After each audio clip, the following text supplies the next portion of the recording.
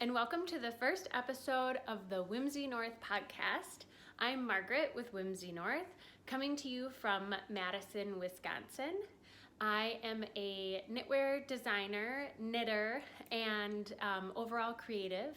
I put together this podcast because I really wanted to be able to share my behind the scenes of designing and selling knitting patterns.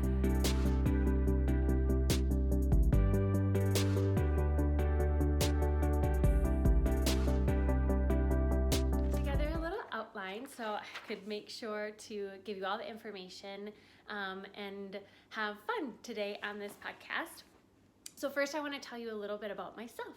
Again, my name is Margaret and I live in Madison, Wisconsin, and I am a mom of 3 kids. My husband works in construction and I, on my day job, help to design the interiors and exterior work for his construction projects. So I do that, and then I also run Whimsy North as well. This is our home here in Madison, and so like I said, I wanted to start this podcast because I really wanted to show the behind the scenes of knitwear design for anyone that's just curious as to the process or maybe wants to start designing on their own and has questions. My hope is that I can try to answer them for you and get you started on a similar path as I have. So I have been designing knitting patterns for the past 3 years. Why I started was I actually wanted to design my own patterns and sell them for about 10 years prior to that.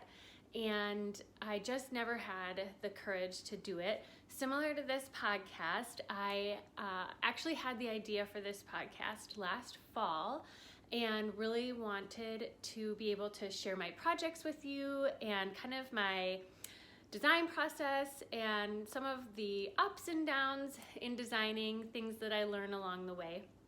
And I was going to launch this podcast in January. And then January came along and I chickened out. I thought, nobody's going to want to watch my podcast, or who cares what I have to say. Also hard to kind of put myself out there in front of a camera if you're not used to being in front of a camera. And then, can I stay consistent? What if my kids are at home and I want to record a podcast? Thankfully, they're all at school today, so I don't have that. And just, what would people think? But I decided, now it's March, that I just have to go for it. And sometimes in business and in life, when you push yourself out of your comfort zone, that's when you really grow. So here I am, growing right in front of your eyes. So that's why I am here today, starting this podcast. And I'm calling it the Whimsy North Podcast because I wanted to make it simple. One of my key strategies in life is the KISS method. So if you haven't heard of the KISS method, it stands for Keep It Simple, Stupid. And that's what I always try and remind myself because I have obviously a lot going on, as well as many of you. And the more simple you can make things, the easier it'll be. So that's one of my tips for today. What this podcast is going to be about, I kind of mentioned a little bit already. It's going to be a lot of knitting. So if you're interested in knitting, you're in the right spot. Behind the scenes of designing knitting patterns and running a knitwear business. So I'm going to pull back the curtain. I'm going to try and be as candid as possible. I'm going to give you all the growing pains, all the good stuff, all the wins, so that you can really see, what it takes to put your creativity, using the fiber, put it together, create a business, and kind of the ebbs and flows of how that goes. So follow along with me. I'm also going to show you some tips and tricks that I learned along the way. One of the greatest gifts that I've gotten from starting to design my own knitting patterns is I've learned a lot. I've learned a lot of hacks on how to be a better knitter, how to be a better designer, how people like to learn best, and just ways that I can make my patterns better, make my designs more understandable, and become a better knitter overall. So that's actually been a really great blessing that I've had from Whimsy North. And then I'm also going to share with you some reviews on yarn, tools, books, courses, anything that I think might be helpful for you, that I've maybe used along the way. I definitely don't learn everything just on my own. There are resources out there that I use in order to help grow my business, and I'm going to share those with you. And then I'm going to go over each week kind of what I'm designing that week, what's working, what's not, so you can kind of follow along with the design process and how long certain things take. It also will maybe keep me a little accountable because I am not a monogamous knitter. I like to have multiple projects going on, whether I want something to bring with me when I'm sitting at my kids' swim team practice, or I need a project that's a little bit more detailed where I can work on it while I'm home alone by myself. So I will kind of show you all my different projects, and hopefully by sharing them with you, I will continue to work on them and get them published. One thing I will say is that I have a lot of designs that are knit, but the pattern's not even written yet. And a lot of that has to do with the fact that I maybe didn't take the best notes, or I needed to do the math on it and I just haven't gotten to that part, or I love the knitting and the initial concept of designing something, but then when it comes to writing it down in a written document, it's not as fun. So that's something that I'm trying to get better on, and I'll show you those things so that you can help keep me accountable and say, hey Margaret, where is that sock pattern that you've been working on? Can you get it done? So hopefully you can help me with that. I'm also going to share what has been released recently, or maybe what's up on the blog, in case you don't follow along and want to see maybe some of the free patterns that I've put out, or any of the other paid patterns that have been released. And if you would like to be notified when those patterns come out, there will be a link in the description where you can sign up for my newsletter. So my newsletter will come out and I'll let you know when a new podcast episode has been released, when I've released a new paid for pattern, or when a new free pattern has hit my blog. So if you want to stay up to date, make sure to subscribe to my newsletter. And then let's see, questions. Okay, so this is going to be a fun part. I only know so much, and I don't know really what you want to learn. So what I need from you is, I'm going to put a link in the description below to a form that you can fill out and submit any questions that you have on building your own knitwear design business, writing a knitting pattern, getting yarn support for your knitting patterns, anything like that that I can maybe help you with. Or if I can't answer the question, I can find someone or a resource to send you to. So if you can submit your questions through that form, then I can compile them and make sure I stay on track.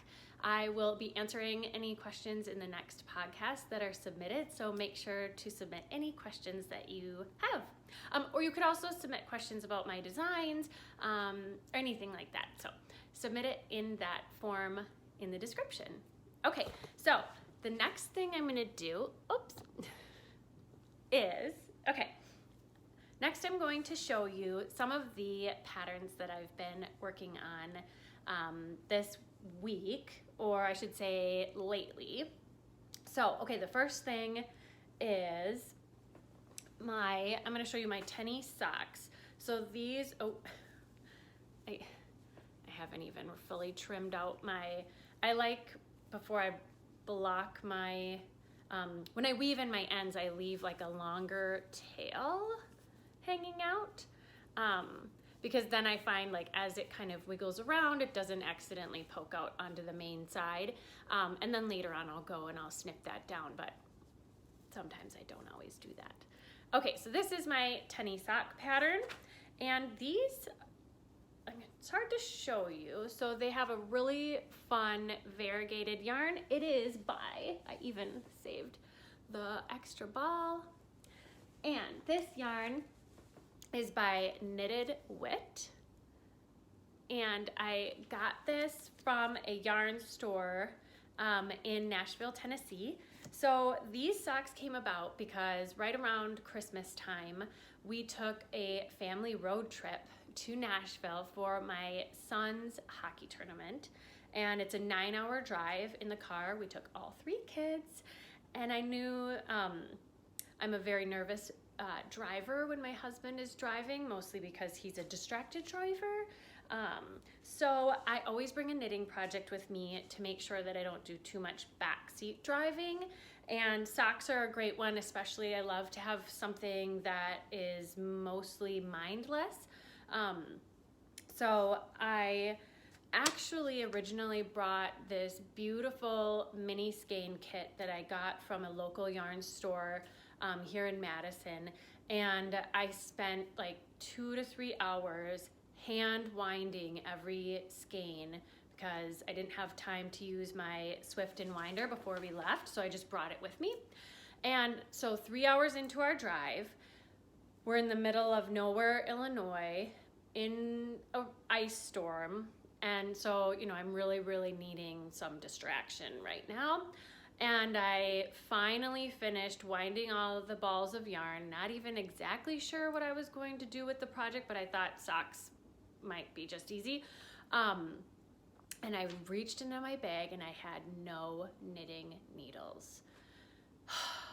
It was one of those moments where I knew I had about 5 more hours of travel and now nothing to do.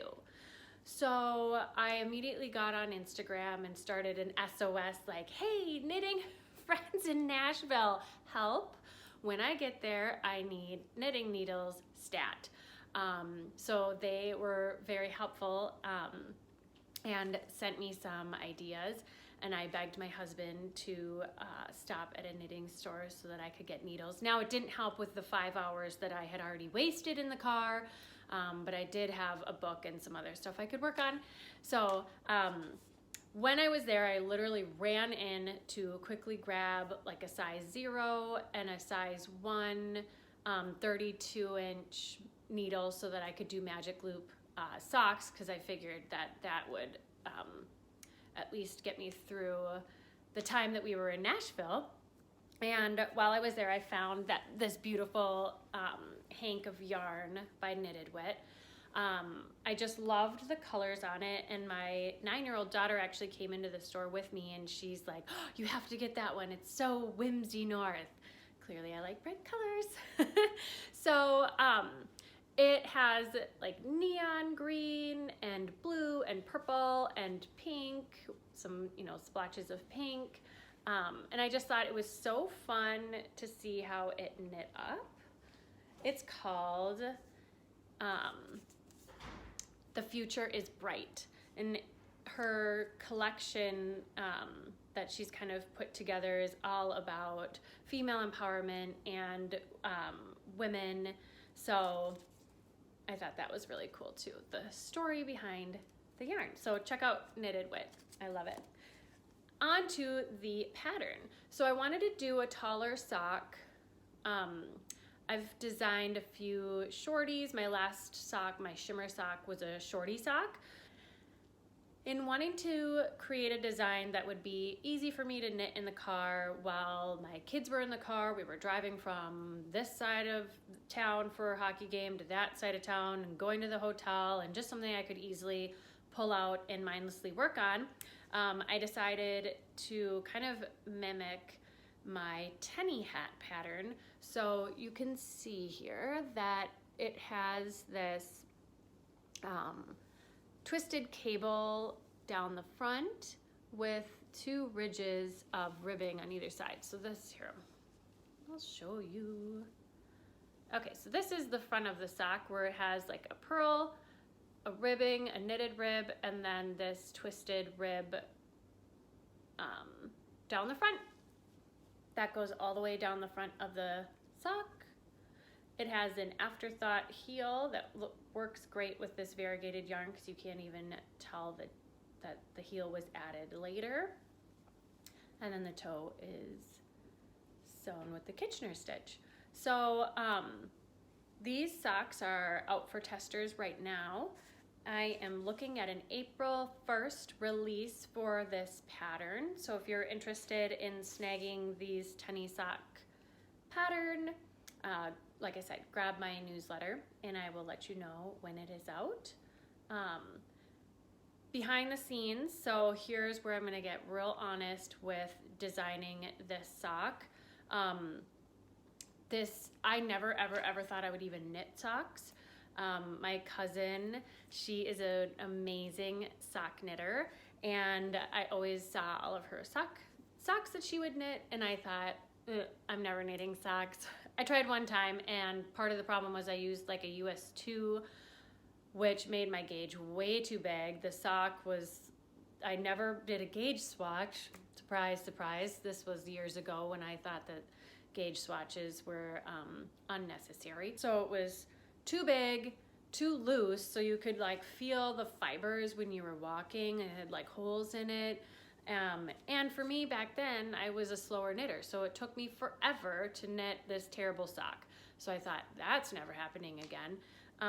Then a year ago, I came across one of Summerlee Knits, her midwinter sock pattern, and just the colors and everything just grabbed me, and I thought it would be a great pattern to bring on an airplane with me because we were traveling, and now I'm hooked. So this will actually be my third self-published sock pattern in a year, which for someone who said they would never even knit socks, that's silly. So I have my Saguaro Blossom socks, which are like a cactus, my shimmer socks, which are the shorties, and now my tenny socks. So there you go. Oh, what I was gonna say is that, so here's the behind the scenes. They are two different lengths. The first sock is just a tad bit longer than the second one. And part of that is because when I knit my socks, what I like to do is knit down to the heel, add the waist yarn, and then knit about half of the foot, try it on so that I can kind of gauge where it needs to be in the end. And then knit the rest of the sock to where I like it to fit. I share all of that information in my patterns, how you can do a custom fit sock, and then knit the toe. So for the second sock, I got a little lazy and I did not knit the heel before I finished the foot. So like I said, I knit to here, put the waist yarn in, knit to here, and then I knit the heel so I can fully try it on. With the second sock, I just left the waist yarn in, knit the rest of the foot, so it was more of like a tube versus having the heel. I lined it up with the other sock thinking, oh, that looks about right, and then knit the toe. Then when I knit the heel, I realized that they were different lengths. So lesson learned on that one. But they're my own personal socks, so the cuff is just a little bit shorter on one. So there you go. Okay, then I'm also currently working on, let's see. Ooh, this is a fun one. Okay, so I got this Dishy yarn from Knit Picks. I'm gonna grab it here. Dishy yarn from Knit Picks, so I've got a couple colors. About a year ago, because I had this idea that I wanted to create a dishcloth for the blog. And so I got the Dishy yarn and I kind of started up a design, and it just wasn't really working for me. So I set it aside because I'm one of those where if I'm not inspired or like really feeling it, I just let it go. I feel like you should really put out what you love, and if you don't love it, maybe others won't too, because they can kind of feel that. So I've been very into colorwork knitting for the past couple of months. I love mosaic colorwork knitting and just the design that it can bring. For my day job, as I said, I help with interior design and picking out selections of finishes for apartments and hotels, and we're also doing a home remodel. So when I go to the store, where like the tile store or any of the wallpaper that I'm searching for online, the geometric patterns are very inspirational to me for when I'm designing. So this is a dishcloth that I designed. I'm tweaking it a little bit, which is part of, the design process. So I love the colors and the design. It's all mosaic knitting. So each row, or, back and forth, each row is just one color. So here's the back. You can see the floats back there. But the best part about this is you don't have to switch yarn on your way. You just simply slip stitches or knit stitches. And then there's also a few purl stitches that give it that texture, if you can kind of see. It has like ridges texture. So I felt like that would be really nice for when you're using it as a dishcloth, you have that nice scrubby texture. Now, the change I'm going to make is I like the cast on and the bind off being in this color, but I don't love the edging. So I simply just kind of carried the yarn up and did a simple edging here.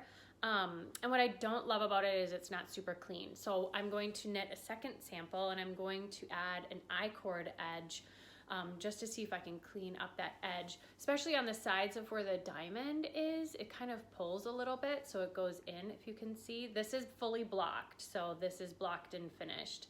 And I think what I'm gonna do is maybe try different yarn colors, so maybe like more of a subtle color that coordinates. I just thought this would be such a fun little like housewarming gift that you could knit for someone and add like a soap to it. And it's like very easy and simple, but also it's got a fun chart, so it's fun to knit, keeps your attention. And then how impressed would your friends be if you're like, oh, I made that for you. So that is coming to the blog. What it needs is for me to knit up a second sample using the I-cord edging. And I'm planning to do a YouTube tutorial for it, so I can kind of show you the step-by-step on how to follow the mosaic colorwork chart, how to knit the I-cord, and just make this very fun diamond dishcloth. So let me know in the comments below what you think of that pattern and whether you're excited for that to come out. I'm thinking April, maybe. I wanted it to be for March, but we'll see if that happens. Spring break is next week with my kids, and typically that means that I don't get a lot done. So we'll see on that one. Okay, then I'm also working on, so I always, like I said, like to have some form of a travel project going on, and at the beginning of the month, we went to Dallas, Texas for a hockey tournament. If you can't tell, that's how I travel these days, is for hockey. And we flew on a plane this time, so I needed something small and compact that I could put into my carry-on so that when I wanted to pull it out while we were flying, I had something small. And I had other larger projects and or projects that were already done, so I kind of started something new. You might have seen this on my Instagram stories if you follow me, but maybe not. So this is a Colorwork Cowl. It uses 2 different colors of DK weight yarn from Sorella yarn. I love her yarn. It has a provisional cast on, and it is knit in the round because it is stranded colorwork, so it's not mosaic. You do have to knit 2 colors at a time. And so it's got this really beautiful traditional Norwegian design to it. I love to kind of use my heritage or history to add that to my knitting patterns and kind of explore that aspect of my history in my life. So I was inspired to design this because my mom My mom's family is from Norway. She actually has like a Scottish line and a Norwegian portion of her family. And they are from like northern Norway. And we were just talking about how someday when the pandemic is over, we would love to maybe try and visit that part of Norway. I believe I'm not going to pronounce it correctly, but it's like Tennevoll. So if anyone knows of Tennevoll, Norway, I have family from there, and it's like a 20-hour drive or train, I believe, from Oslo. So it's a little bit of a hike. But I just love, thinking about history and heritage and what my family members were possibly doing back before they came to America, when they lived in Norway. And my thought is that many of them probably knit, thinking to knit for their family to keep themselves warm. It wasn't so much of a hobby, but more of like a daily task. And so I love to think about that when I'm designing and knitting, and how it's something that God really kind of like put in me as something that I enjoy, but also, it's my way to like give back to my family, even though I mostly knit for myself these days.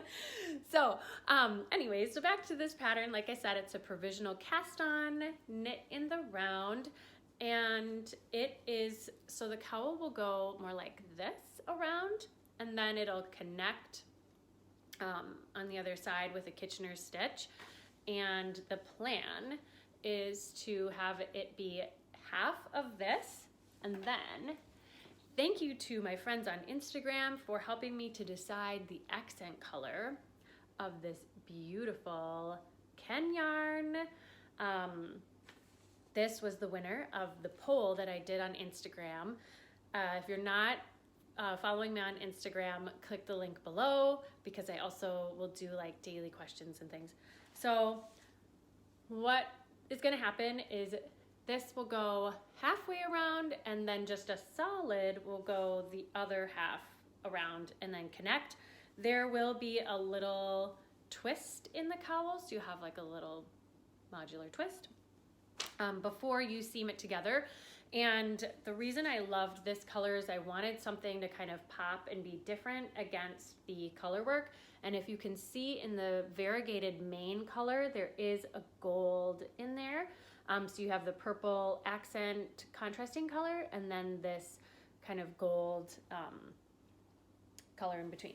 This pattern is unnamed. I actually am currently calling it the Downton Cowl, because the yarn that I'm using from Sorella is actually from her Downton Abbey collection that she released, oh gosh, was that 2 years ago now? I went on a yarn diet last year and did not buy any yarn for the whole year. I simply knit from my stash, or I had yarn companies provide yarn support, or I also had some collaborations that I did where the yarn dyers gifted me yarn in order for me to do my design. So I can honestly say about 2 skeins of yarn to make some mittens for myself for hockey games that I never finished. So I still need to work on those.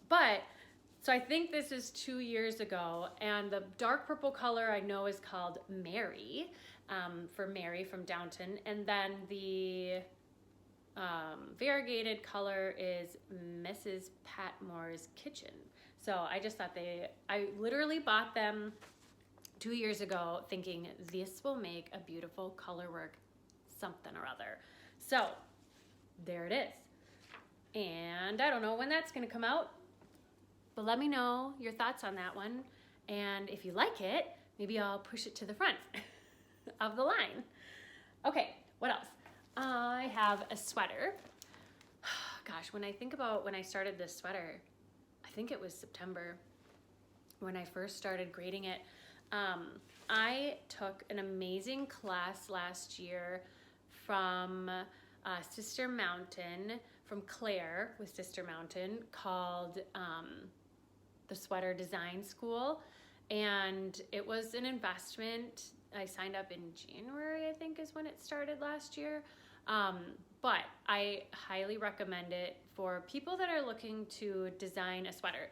I had already designed a sweater previously. Actually, this is my lavande crop sweater. Thought I would wear it for my first episode. This pattern is free on my blog. Just go to sweaters or look up the lavande crop. The lavande is, I don't even know if I'm saying that right because I'm not French, but it's French for lavender. And back when I designed this sweater, I was really hot on France. It was in the middle of the pandemic, couldn't go anywhere, and I just was like immersing myself in everything French. My kids and I would build charcuterie platters and like sit on a blanket in our living room in March and eat charcuterie, and I would drink wine and they would drink sparkling apple juice, and we would listen to French cafe music on my Echo, and then I would watch TV shows on traveling in France or wine, French wine. I don't know. I was like loving everything France. And I also love lavender. It is one of my favorite essential oils and herbs and plants. So when I got this yarn, I knew that so this sweater is actually knit with slub yarn held together with a strand of mohair. So it's 2 fingering weight yarn. So it has this really fun texture, but it's very, very simple, just yoke sweater. So it's very beginner friendly, very easy. It's just the yarn that gives it the fun texture. So that's why it's called the lavande crop. So I took this sweater design school class back in January with Claire, and what I loved about it was there was a group of us that were all taking it together at the same time, and so then there was a Facebook, like a private Facebook group, and each week she assigned different tasks that you can do to kind of work yourself along to designing your first sweater. And she goes over a drop shoulder, raglan, and what's the other one? Oh, set and sleeve sweater. And the only sweaters that I had designed were yoke sweaters. So I thought, oh, this is great. I'll be able to learn how to properly grade a sweater and then also design other types of sweaters. So with that knowledge of the class, I decided I wanted to design another yoke sweater, which wasn't in the class. So I used her grading modules and spreadsheet to kind of tweak it a little for what I knew for designing a yoke sweater. And I started designing this colorwork sweater. Again, like I said, I'm obsessed with colorwork lately and just like Nordic designs. So this is what I'm kind of calling my Mila sweater. I went through this phase of like, I hate naming designs. There's just something about coming up with a name. I like just not good at it. And I don't like any of the names that I come up with. I don't know. Everyone else seems to have such great names for their knitting patterns. And I'm like, why didn't I think of that one? So then I went on this kick of like, well, I should just I'm like, Whimsy North is very like girly. It's feminine. I like a lot of pink, frills, tassels, baubles, that kind of stuff. Why don't I name all my patterns after like girl names? Keep it simple. Especially I like the name Mila. It's very Nordic. And so I thought that would be a good name for this sweater. So we'll see if it sticks, because it hasn't been released yet, so it could always change. So if you have a better name in mind, if you're like a naming expert, please help me. I'm terrible at names. Okay, so what I love about this sweater, this currently is, so it has this 2x2. I'm like, what did I even do here? It's been a while since I picked up the sweater, and I'll tell you why. I ran out of yarn. So first I'll tell you about it, and then I'll tell you about the yarn, because I have a moment of being a little ADD, and I want to stay on track for you. Okay, so 2x2 ribbing, and then it has this really fun and simple Colorwork stripes where you can play with different colors, and then has a couple rows of the colors, and then it just inserts that main color back in to kind of pull the main color through, and then bam, at the bottom it switches to a whole different traditional colorwork design. So the thought behind this sweater, if I can like kind of show it to you a little bit better here if I stand up, is that the top yoke, so this is the whole yoke here, will be this stripe, and then the bottom, I'm envisioning it being a little of a crop, kind of. Let's see. So my sweater is cropped. Here's my pants. I'm envisioning it being a little bit of a crop, but maybe longer. The sleeves will be more of a straight sleeve with then like a cuff that will match this top ribbing. There will be ribbing at the bottom that matches this top, just like plain white, and the sleeves will have this color work, so it'll kind of like flow down. And it was really, again, inspired by just like Nordic design, but then I Whimsy Northed it by adding fun colors, and it's a little bit more modern with this, like this is like a more modern color work, and then this felt more kind of modern but traditional. This pattern design actually was very inspired again by some tile that I found during my day job. So there you go, tile and stripes. Oh, and it has short rows in the back for fitting. Oh, yarn, the yarn that I'm using. So I'm using Palette from Knit Picks. Here, I'll show you. Held Double. So I really wanted this sweater to be kind of cozy, which means I most likely won't release it for a while because it's medium thickness with the fact that it's fully stranded color work, so there's the inside of it. But I didn't want it to be fingering weight. I wanted it to be more of a sport weight, but I also really wanted it to be wool because I wanted that rusticy feel of the yarn. I didn't want it to have the superwash shiny stretch. I really, really wanted it to be like 100% wool, which, so I was struggling to find a sport weight wool that was, or a sport weight, yeah, that was 100% wool that was in fun poppy colors. I wanted hot pink. I wanted coral and mint, and these are like the Whimsy North colors. It's like, you know, turquoise, hot pink, coral, oh, and mustard. I love the mustard color. So Palette has, from Knit Picks, has all of those fun colors, but it's a fingering weight yarn. So instead, this is like what it looks like when you get to the very bottom, and this is the last of the turmeric. This color is called turmeric. This is white that I have, which is why I need to just order some more yarn so that I can finish this lovely sweater. But anyways, so I'm holding it double because when I do, then I'm getting more of a sport weight gauge.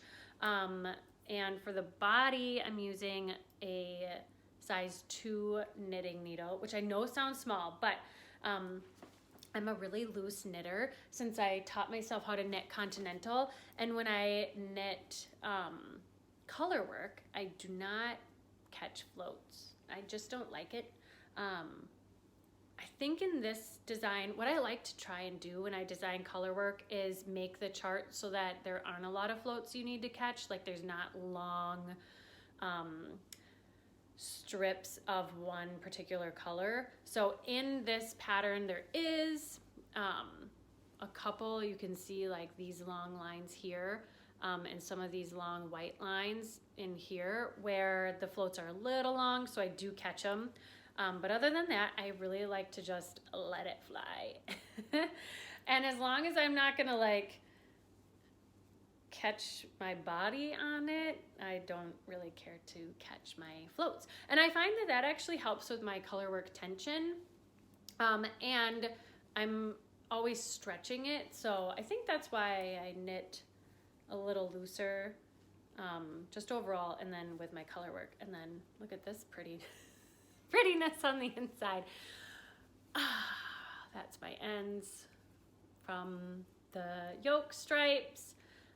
I think I might try and just braid those. I saw someone braiding their ends like that, and I think that might be, I mean, if I can't even catch a float, why would I want to weave those in? So we'll see what happens. Again, this is completely candid, behind the scenes. I am speaking freely about my knitting hacks and what works for me. Okay, so I think I'm looking around at all the stuff I grabbed.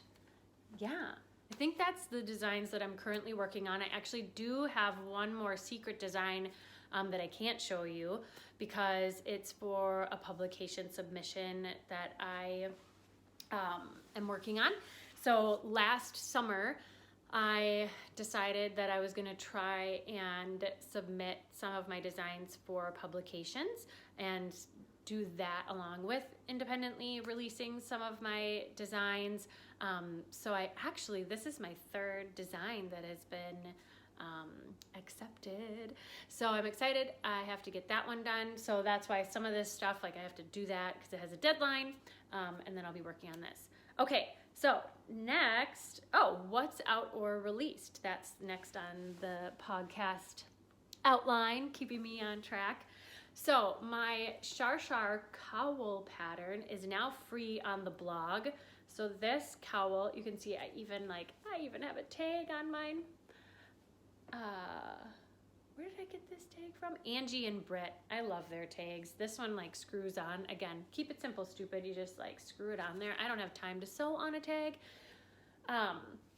So this pattern is the sister pattern to my Shar hat pattern, which is the second pattern that I ever released, and it is one of my top selling and top visited patterns on my blog. So if you haven't checked out the Shar pattern yet, go to my blog and check out the hat pattern. And then just this week, the cowl pattern was released. So you can see it has this big, beautiful staghorn cable that runs up the center. And then it's surrounded by this fun, squishy, broken rib texture. It is knit using super bulky wool, and in the pattern post on my blog, I go over all sorts of different wools that you can use, the super bulky wool, and kind of how it changes the look of the cowl. So I'll try this one on for you. Ta-da! Okay. So honestly, this is the original sample that I made when I first designed this cowl, which I think was 2 years ago again. And I was planning on selling it, which is why in my sample sale in the fall, which is why I have a tag on it, but then I never did. So here it is. This is knit using We Are Knitters, the wool in their olive color. I think it's called olive. I don't remember. But anyways, so it's bulky, chunky, super